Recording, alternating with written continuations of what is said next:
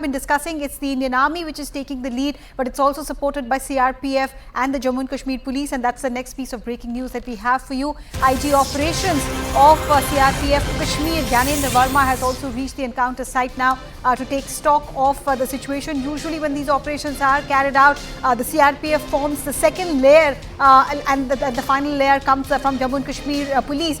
So the Indian Army followed by CRPF and then the Jammu and Kashmir Police. That's usually how the command structure works. Ishan Vani is the one who's getting us that piece of news that the IG operations of CRPF Gyanendra Verma is also at the encounter site. Ishan, if you're there with me, this is what we are learning, Ishan, that IG CRPF is there. But help us understand how much of the situation there is still developing. What role could the CRPF's operations wing really carry out in the current situation of Kokarnal?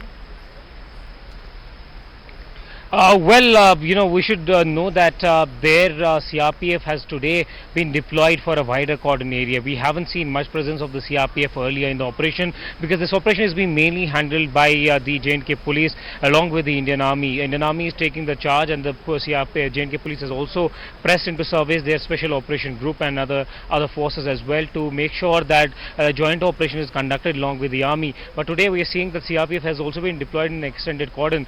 We have been pushed back to at least 4 or 5 kilometers away from the position from where we were yesterday, and there the visibility of the operation was very clear. We are also hearing firing at regular intervals. At the same time, UBGLs and grenades are being hurled towards that particular location. We have brought you yesterday and today two exclusive footages of the drone which is hovering around that particular place where the hideout is, and that is particularly done to make sure that the movement of them are tracked, and also to keep an eye because this place where it is located, where the operation is going on, it cannot have a direct contact of fire like we have seen CRPF and the Indian Army and J&K Police operating within an urban setup, within house-to-house combat and house-to-house intervention. But that is not the case here. Now the entire game seems to be changing towards the mountain areas, where the challenge is to beat the enemy in the dense forest cover and also in high steep mountain range. That is something which is a new challenge that has been thrown for the forces. We have seen that happening in south of Pir Panjal, which is Rajouri Poonch belt, where forces particularly when the army was redeployed to Galwan after that clash happened, the army was pushed, several battalions were moved to that particular part of Ladakh.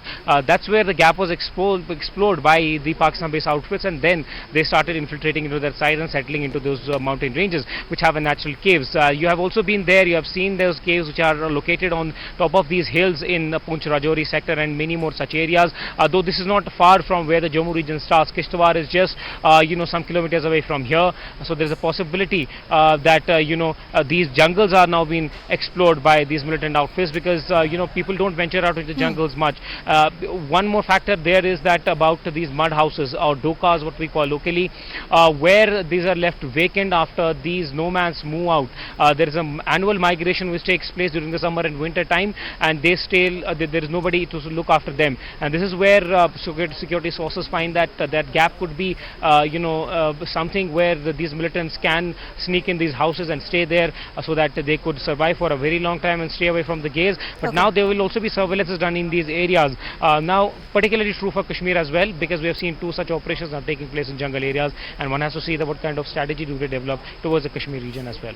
Right. Ishan, thank you for that insight about what really is happening. Ishan, they're pointing out that a wider cordon has now been placed. CRPF has been asked to place a wider cordon. What could this mean really, Ishan? We have in the past, and that seems like a long way back in history, but there was a time when CRPF had to keep a cordon ready because there were instances of stone pelting or trying to help the terrorists escape. In the last few years, since 2019, nothing of this nature has been seen. But are you reading anything into the CRPF's involvement here? And I'll come to that, come to you back with that question, Ishan. But first, I do want to explain to our viewers as to why the intelligence agencies think that Pakistan is desperate. What could be the reason behind suddenly South Kashmir becoming a hotbed for terror, something that we have not seen in the last few months. First reason, as per intelligence agencies, could be the success of G20 and India's rising global presence. Success of G20 is something that has rattled Pakistan, is how India is analyzing the situation. Second reason, plot to sidetrack plans to reboot elections in Jammu and Kashmir. This is something that the Indian government has been very clear about. Statehood of Kashmir will be restored, and something that Pakistan wants to derail because they keep wanting to play out for the local Kashmiris there.